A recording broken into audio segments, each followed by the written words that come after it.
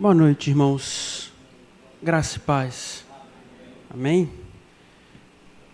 Bênção poder estar na presença do Senhor para mais uma vez nós meditarmos na Sua palavra e sermos edificados, renovados e fortalecidos. Amém? Quero convidar você para abrir comigo sua Bíblia no livro de Hebreus, a carta, aos Hebreus, capítulo de número 13.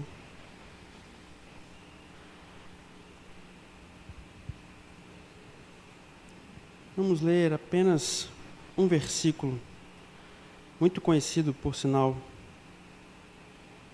Hebreus capítulo 13, apenas o versículo 8.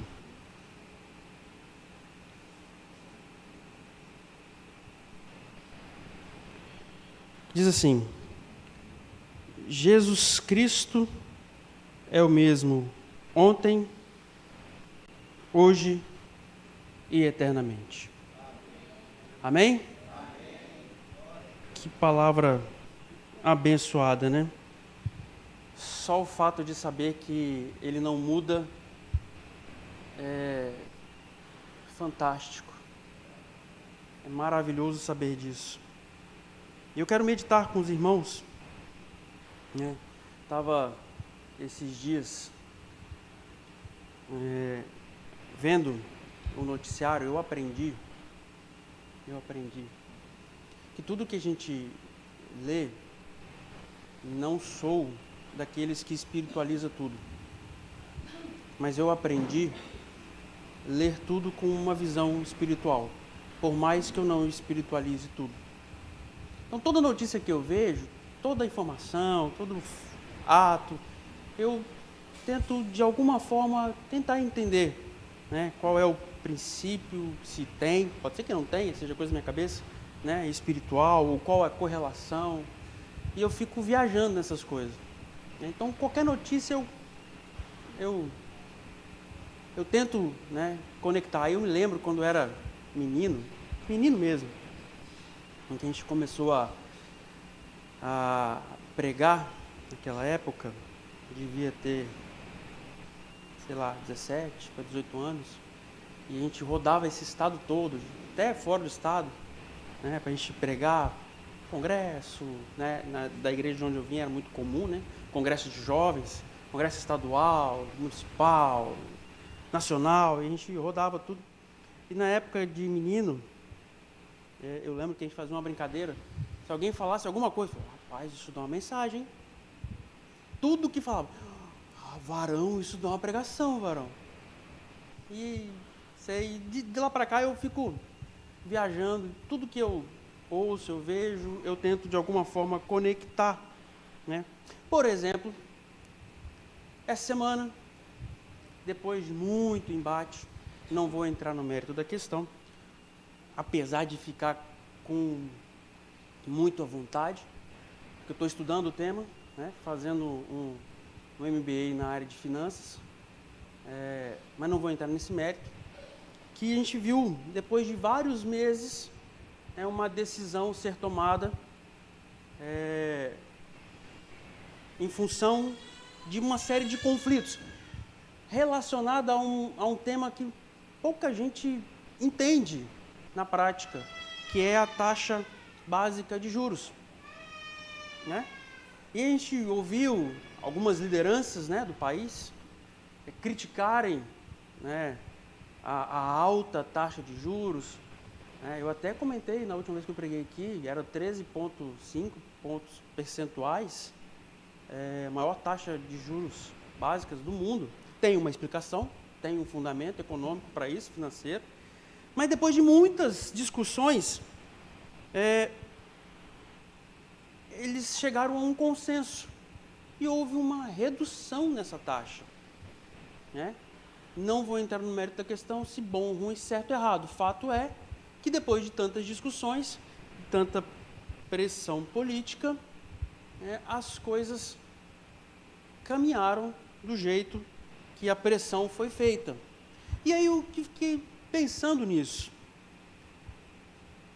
Primeiro, quantos, a bem da verdade, dos 207 milhões de brasileiros que tem no país, quantos, na prática, sabem o que isso significa?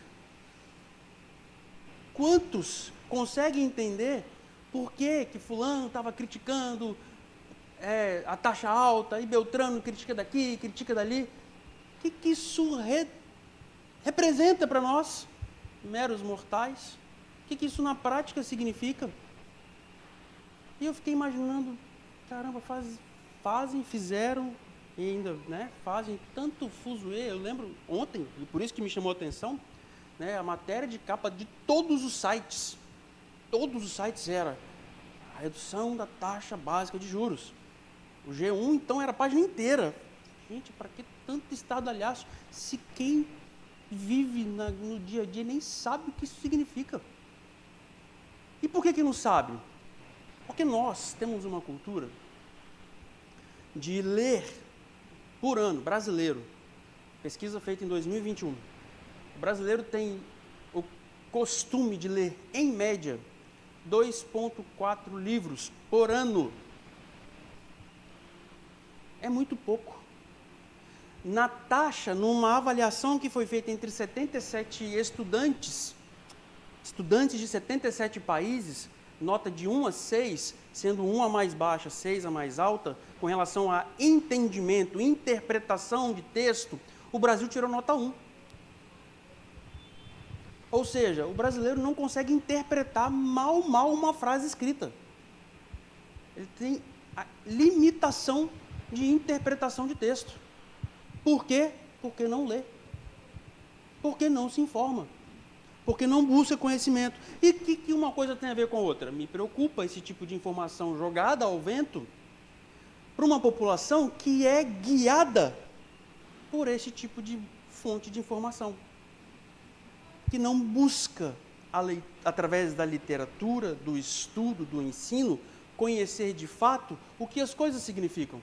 São direcionadas, influenciadas, guiadas pelas notícias que já vêm prontas. E esse tipo de notícia, de novo, o que significa para nós? Qual o impacto de se ter uma redução, reduzir pela metade a taxa básica de juros? O que isso significa para mim? Como que isso interfere no meu dia a dia? A gente nem procura saber. A gente toma partido A ou B, está errado, tinha que baixar isso mesmo. Por que tinha que baixar? Não, está certo, tem que manter alto. Por que tem que manter alto? E isso, pensando nisso tudo, o que isso tem a ver com Hebreus? O texto que nós lemos. Que Jesus Cristo é o mesmo ontem, hoje e para sempre e eternamente.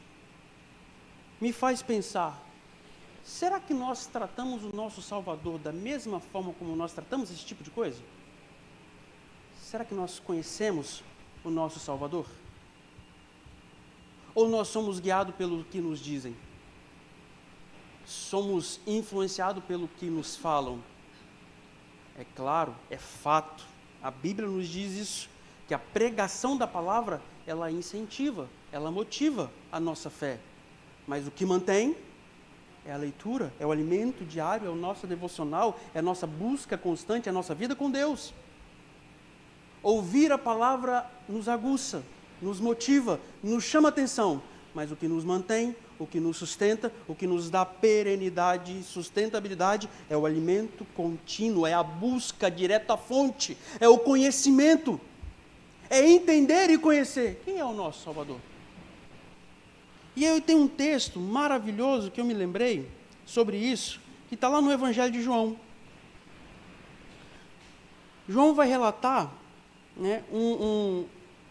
um fato, lá no capítulo 4, se quiserem abrir, Evangelho de João no capítulo 4, ele vai trazer uma narrativa muito interessante, quando Jesus, ele se encontra com uma mulher samaritana. Versículo 10. Respondeu-lhe Jesus: se conheceras o dom de Deus, e quem é o que te pede, dá-me de beber, tu lhe pedirias, e ele te daria água viva. Nessa conversa de Jesus com a mulher samaritana, ele faz uma provocação, ele faz uma afirmação de que aquela mulher não sabia com quem estava falando. E se tu conheceras o dom de Deus, e quem te pede dar-me de beber, mulher, tu me pedirias, e eu lhe daria água viva. E João, o Evangelho de João, ele vai trazer uma apresentação do Cristo que eu queria compartilhar com vocês, que tem total correlação com este Salvador. Será que nós o conhecemos? Primeiro, João capítulo 6, a partir do versículo 31, vamos navegar um pouquinho no Evangelho de João. Nossos pais comeram maná no deserto, como está escrito, deu-lhes a comer pão do céu. Disse-lhe Jesus: em verdade vos digo, não foi Moisés quem vos deu o pão do céu, mas é meu Pai quem dá o verdadeiro pão do céu. Pois o pão de Deus é aquele que desce do céu e dá vida ao mundo. Disseram-lhe: Senhor, dá-nos sempre deste pão. Então Jesus lhes declarou: eu sou o pão da vida.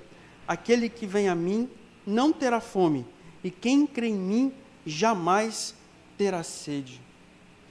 A primeira figura que João apresenta sobre este Salvador é uma figura que traz sustentação, uma figura que não é um simples aperitivo, um tira-gosto, mas um alimento que nos sustenta. Ele apresenta Jesus como sendo o pão da vida.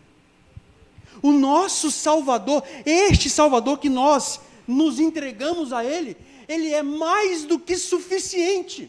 Quando nós nos alimentamos dEle, quando nós o conhecemos como sendo o pão da vida, irmãos, nós estamos sustentados, estamos saciados. Não precisamos ficar buscando nenhum alimento adicional, não precisamos ficar beliscando nada, correndo daqui para lá para buscar outro tipo de alimento. Por quê? Porque Ele é mais do que suficiente para nos saciar, para matar a nossa fome, para tirar a nossa sede, para nos dar um alimento que é suficiente para nós caminharmos nessa jornada rumo aos céus, sem sentir fome, sem sentir sede. O que isso significa? Eu não preciso ficar desesperado, correndo para lá e para cá, se eu estou com este Salvador, que é o pão da vida. Ele é suficiente para mim. A sua sustentação, aquilo que Ele provém para mim, é mais do que suficiente. Ainda no capítulo 6, versículo 51, eu sou o pão vivo que desceu do céu. Se alguém comer deste pão, viverá para sempre. Este pão é minha carne que eu darei pela vida do mundo. Irmãos, religião não nos enche. Filosofias, menos ainda. Técnicas, táticas, estratégias de psicologia, também não. São úteis por um momento, mas depois perdem a sua eficácia. Riquezas, bênçãos, materiais, nada disso é capaz de trazer sustento. Aquele sentimento, aquela saciedade, quando nós estamos com sede. Irmão, pode ser um refrigerante mais delicioso gelado, não mata a sede. Pode ser aquele suco que você ama, não mata a sede, só água. Jesus é deste jeito. Ele é um alimento que você pode ficar tranquilo. Se você se alimentar deste pão vivo, você não vai voltar a ter fome. você não vai voltar a ter nada vazio dentro do seu ser, porque Ele é suficiente para preencher, para te saciar. Esse é o Salvador que nós conhecemos. Quer dizer, que João nos apresenta. Será que nós realmente conhecemos como este que nos sacia? Ou estamos buscando outros alimentos para tentar satisfazer algo que é impossível, só Ele? A segunda característica, a segunda figura que João vai nos apresentar sobre este Salvador que nós conhecemos, está lá no Evangelho de João, ainda no Evangelho de João, no capítulo 8, versículo 12.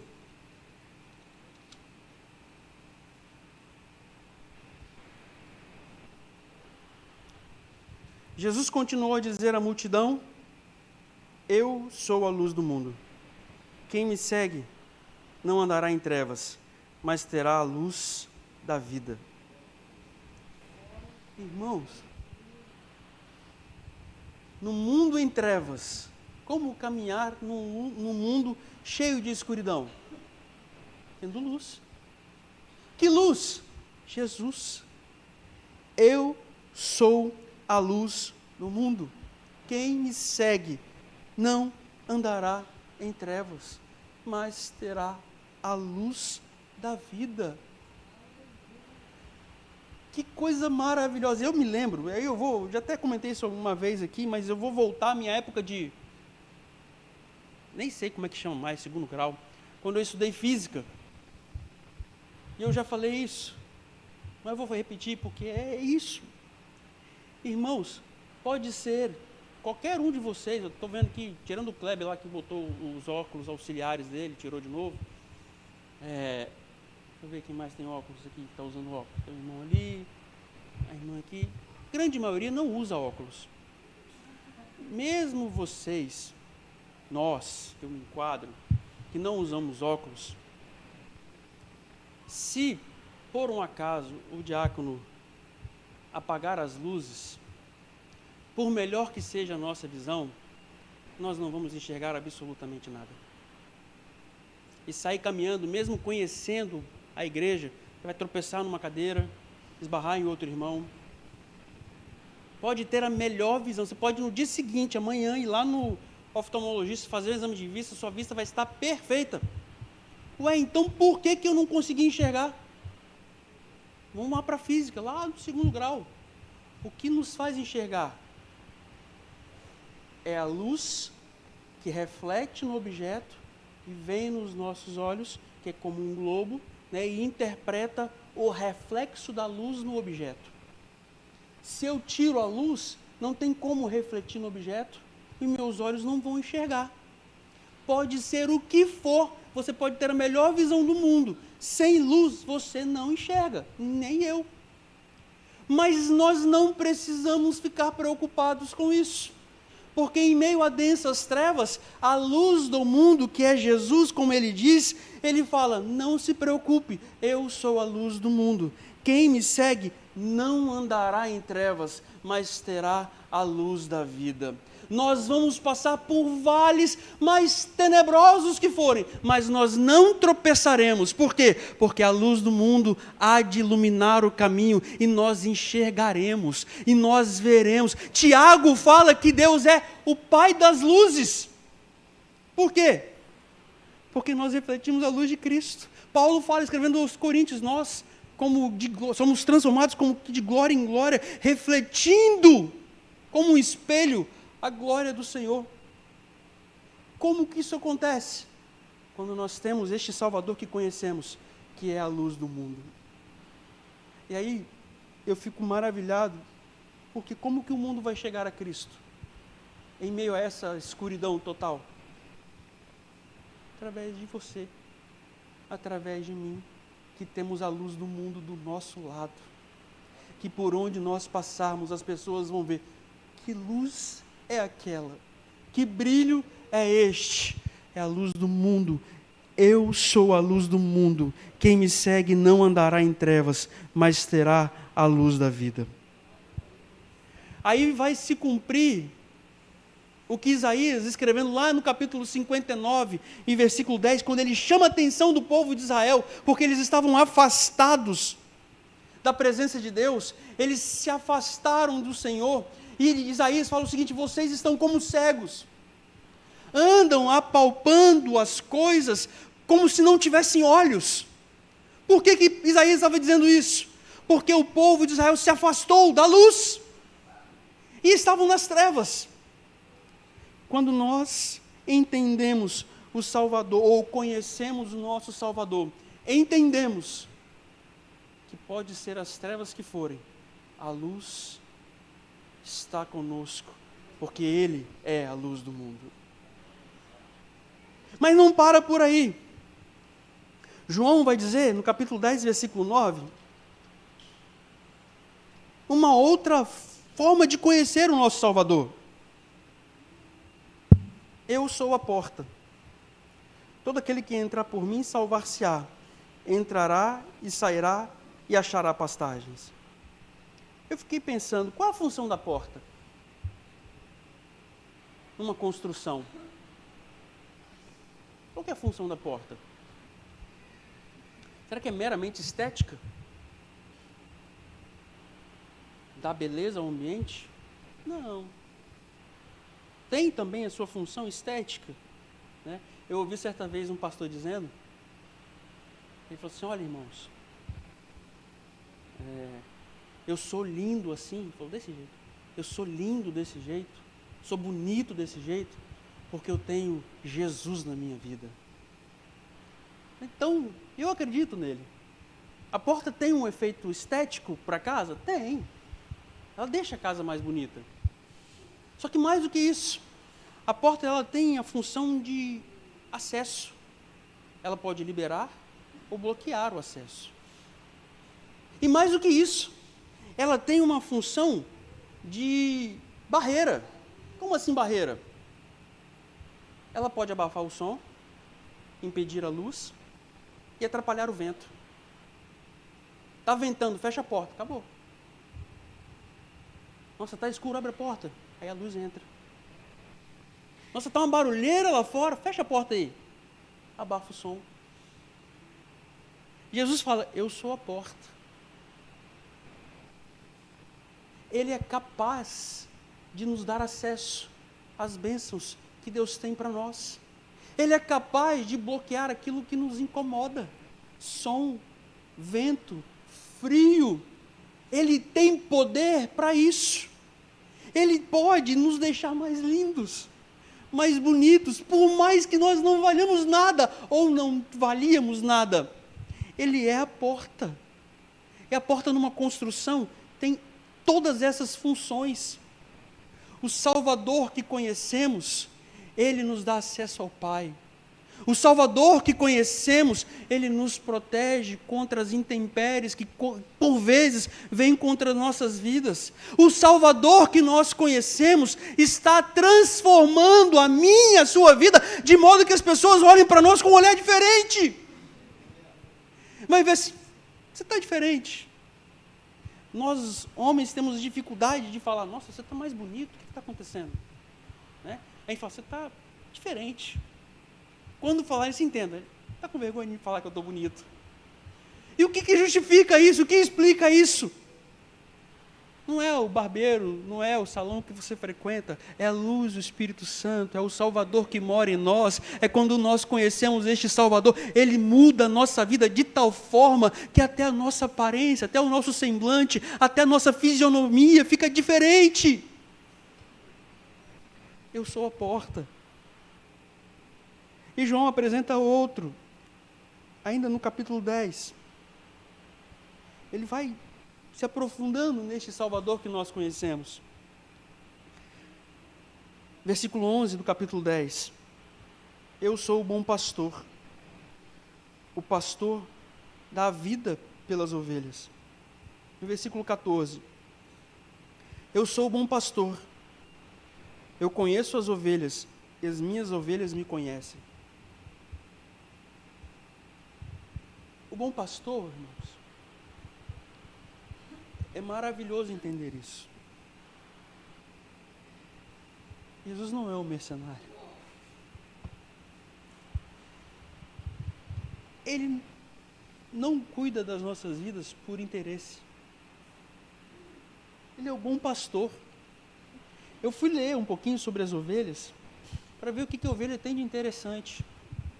Irmão, a ovelha não tem nada de interessante, tirando, né, a pelo dela, a lã. Ela enxerga mal. Ela ouve mal.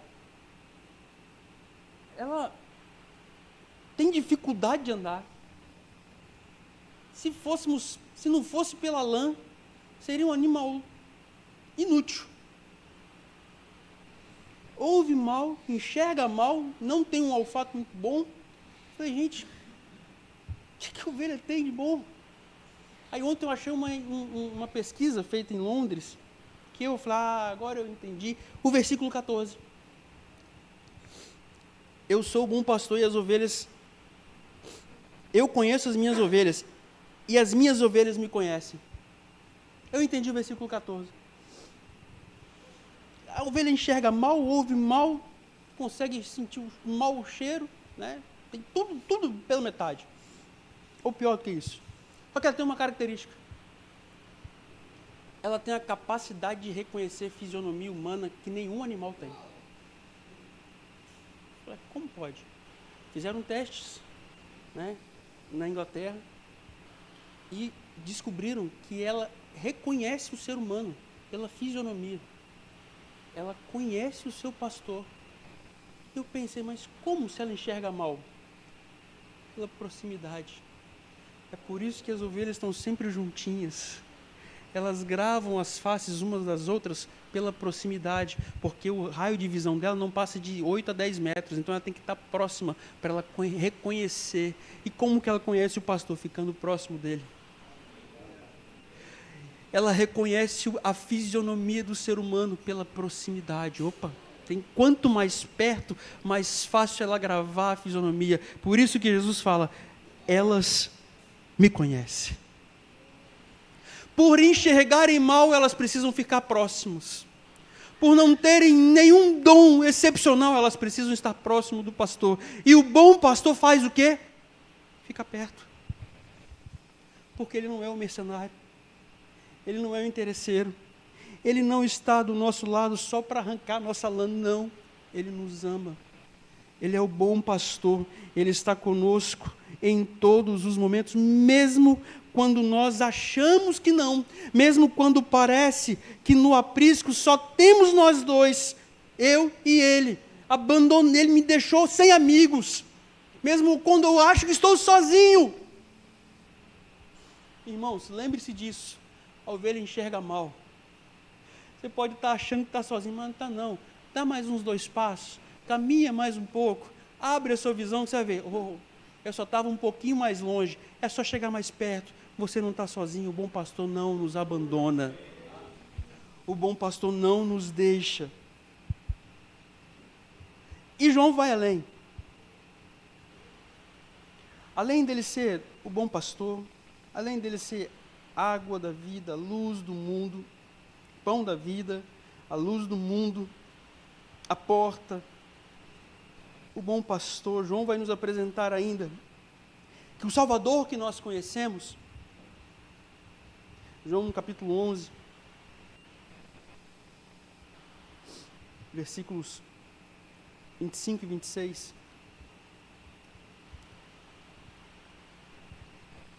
disse-lhe Jesus, eu sou a ressurreição e a vida.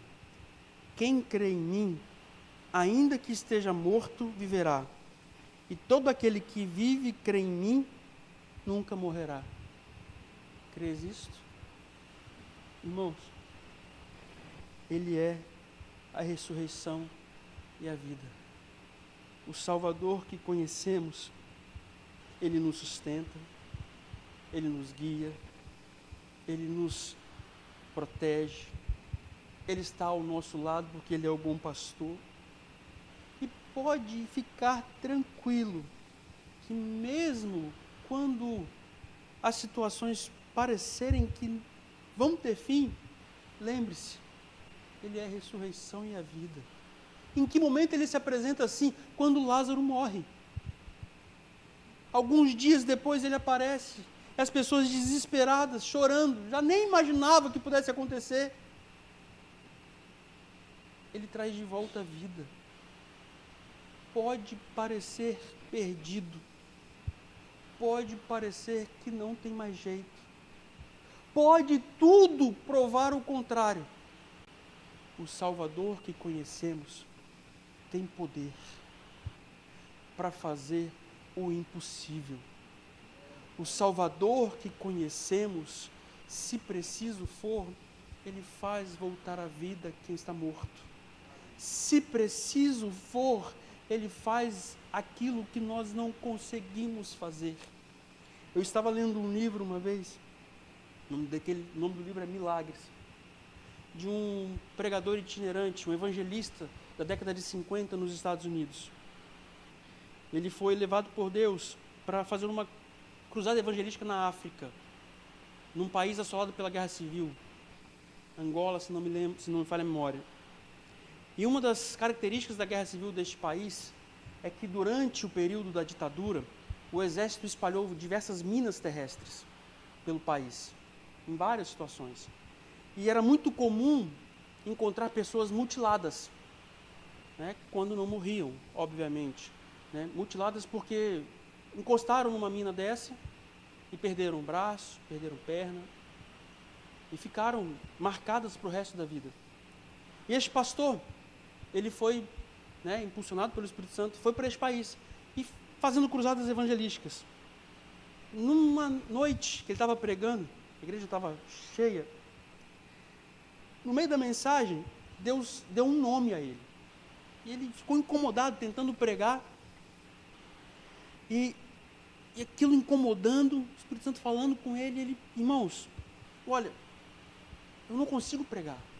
Deus está me dando um nome aqui e essa pessoa precisa vir aqui na frente para orar por ela. Quem é fulano de tal? E falou o nome de um homem. Eu não me lembro, até porque era um dialeto africano, se eu lembrasse seria ninja demais. E ele falou, fulano de tal, está aqui. Aí o irmão levantou a mão no último banco. Ô irmão, então vem aqui agora, vem correndo que Deus estava me incomodando durante a mensagem, eu preciso orar por você. Deus tem um milagre para fazer na sua vida. Vem aqui que eu quero orar por você. A igreja, todo mundo ficou em silêncio. E o irmão não vinha. Ele falou, meu irmão, você não quer ser abençoado? Quer ou não quer? Eu quero. Então vem correndo aqui na frente, eu quero orar por você. Vem agora, em nome de Jesus, levanta daí e vem aqui que eu quero orar por você. E nada. Ele falou, irmão, olha só, eu não vou falar de novo. Em nome de Jesus, levanta, vem aqui que eu quero orar por você. Aí o irmão, com muito custo, tropeçou umas 2 cadeiras atrás, aí veio andando com muita dificuldade. À medida que ele ia andando nos corredores, pelo corredor, as pessoas iam olhando para ele, algumas desmaiavam. Outras ficavam desesperadas e começavam a chorar. O pastor não entendeu nada para ele. Muita dificuldade. Alguns minutos depois, caminhando lentamente, o irmão chegou na frente do púlpito e o pastor orou. Começou a orar. Acabou o culto ali. Porque as pessoas ficaram desesperadas. Quando ele olhou para trás, o próprio pastor da igreja desmaiou. Ele orou, ele entregou o microfone. 2 horas depois, quando todos já tinham se recuperado, ele chamou o pastor e falou, pastor, eu não entendi, porque foi Deus que me mandou chamar o irmão, e o pastor, ainda se recuperando, falou assim, meu irmão, o irmão fulano, há 15 anos atrás, pisou numa mina, ele perdeu as 2 pernas.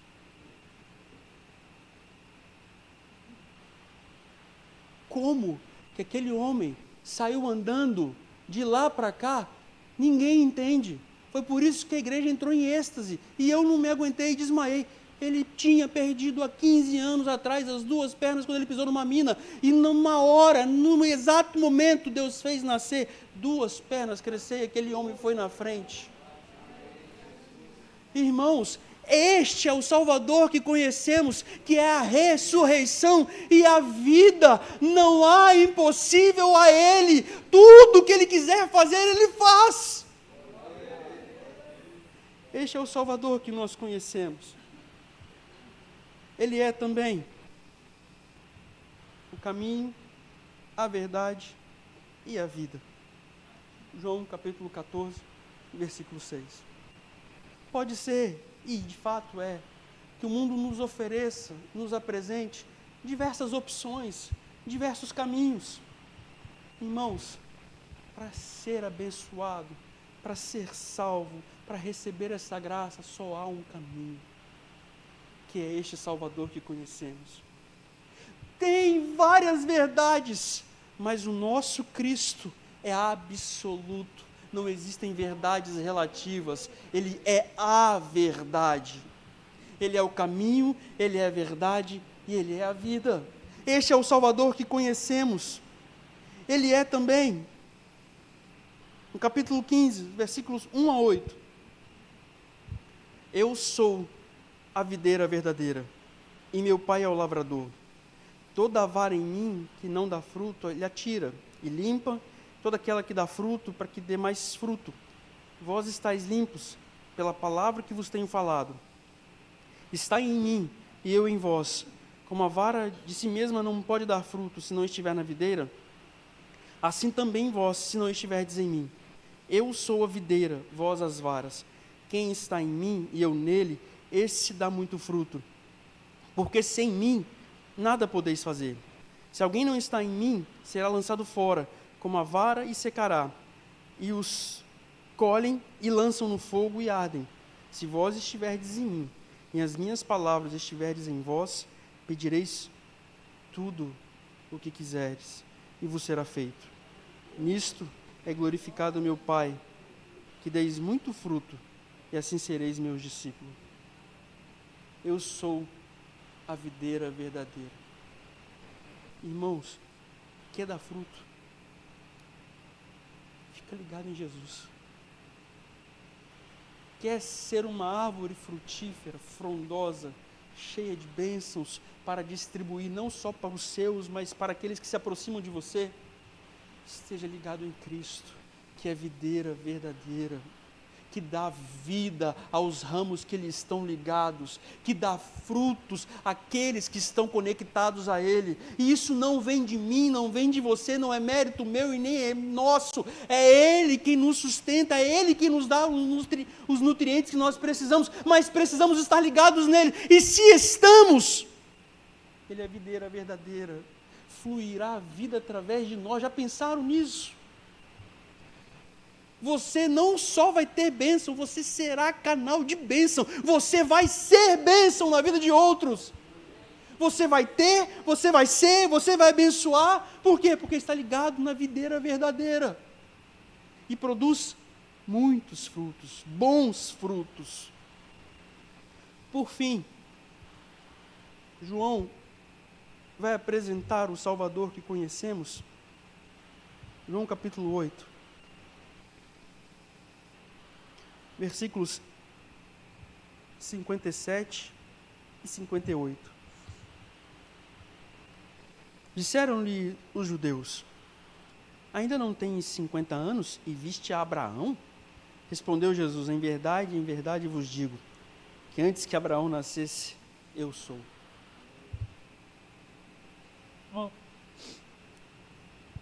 Ele é simplesmente o eu sou.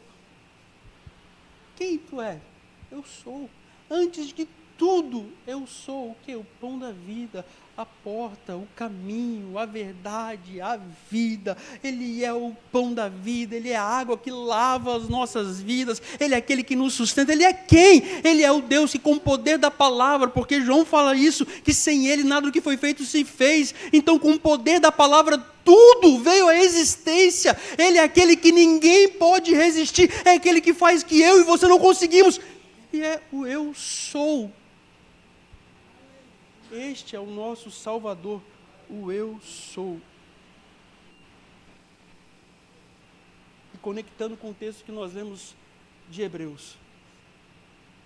o que é mais maravilhoso? Que este Salvador que nós conhecemos, Ele é o mesmo. Como assim Ele é o mesmo? Ele não muda. Ele é o eu sou de ontem, Ele é o eu sou de hoje, e se demorar 10 anos para voltar para nos buscar, Ele continuará sendo o eu sou. É um verbo conjugado no presente sempre, independente se é no passado, presente ou futuro. Ele é o eu sou. Este Deus, este Cristo, este Salvador que nós conhecemos, Ele não é atemporal. Ele simplesmente não está ligado ao tempo. Atemporal é como se não tivesse influência. Ele não tem isso. Ele está fora da nossa realidade. Ele continua sendo Deus, independente de tudo que aconteça. Ele não muda. Ele é o mesmo. Ele é eterno. Ele é o mesmo ontem, hoje e sempre.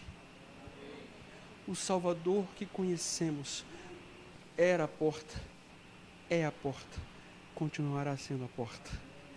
É o caminho, era o caminho, é o caminho e continuará sendo o caminho. Era o pão da vida, é o pão da vida e continuará sendo o pão da vida. Ele é a razão da nossa existência, era, é e continuará sendo. Ele fazia milagres, Ele faz milagres, Ele continuará fazendo. Ele abençoava o povo, Ele abençoa o povo e continuará abençoando. Ele não muda, é o mesmo ontem, hoje, eternamente, o Salvador que conhecemos. E é isso que nós precisamos buscar, conhecer esse Salvador. Queria te convidar a ficar de pé.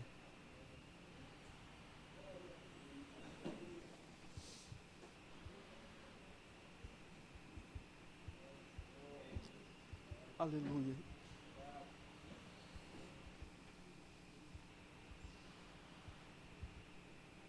Fico imaginando quando eu preparo uma mensagem, eu fico imaginando quanto eu também sou alimentado.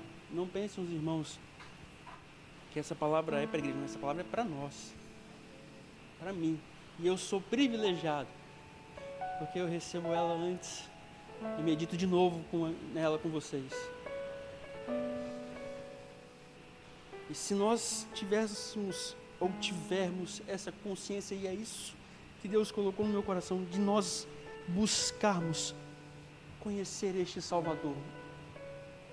Irmãos, este Jesus, este Salvador que conhecemos, que é o pão da vida, que é a luz do mundo, que é a porta, que é a ressurreição e a vida, que é o caminho, a verdade, a vida, que é o eu sou, a videira verdadeira. Irmãos, Ele não está longe. E como nós falamos sobre as ovelhas, se Ele estiver, nós não vamos conseguir enxergar, nós não vamos conseguir reconhecer. Então hoje, nós somos ovelhas. Você não enxerga bem, mas você tem a capacidade incrível de reconhecer fisionomia. Então como que isso vai funcionar? Fica perto dele, se aproxima dele. A gente costuma falar, eu já ouvi a expressão, não, pastor tem que ter cheiro de ovelha. No nosso caso não, no nosso caso nós temos que ter o cheiro do pastor, porque é do interesse nosso estar perto dele, ou deve ser do interesse nosso, porque como ovelha eu não enxergo bem, não escuto bem, nem sinto bom cheiro. Então como que eu vou sentir este pastor? Eu tenho que grudar nele mesmo. E ele está aqui essa noite. E o meu convite para todos nós é nos aproximarmos dele, é conhecermos ele em todas as suas personalidades, em todas as suas características. E eu tenho certeza que o pão da vida há de nos sustentar, que a luz do mundo há de brilhar sobre nós, e nós passaremos por densas trevas sem tropeçar em nenhuma pedra. porque a porta vai nos proteger, vai nos deixar mais bonitos, vai nos dar a graça que às vezes nós não temos, porque Ele é a porta. Ele vai nos dar bênçãos, seremos bênçãos, porque Ele é a videira verdadeira. E quando tudo parecer perdido e precisarmos de um milagre, Ele é a ressurreição e a vida. Ele vai fazer, porque Ele é o Salvador que conhecemos. Senhor Deus, na Tua presença nós estamos e somos gratos a Ti pelo privilégio que o Senhor nos dá de podermos conhecê-lo, de podermos estar próximos de Ti. Como ovelhas, queremos estar perto do pastor, sentindo o seu cheiro, ó Deus, enxergando a sua face e reconhecendo que o Senhor é o nosso pastor e que por ser o nosso pastor, tudo isso que nós ouvimos há de se cumprir nas nossas vidas. O Senhor há de nos abençoar, porque o Senhor é o mesmo ontem, hoje e eternamente. Oh, Salvador das nossas almas, nos dê cada dia mais as oportunidades, o privilégio de reconhecermos, vivermos, sentirmos e provarmos tudo isso que falamos, para a honra, glória e louvor do Teu santo nome. Que este Salvador seja cada vez mais conhecido nosso. Essa é a nossa oração, no nome de Jesus. Amém. Deus abençoe.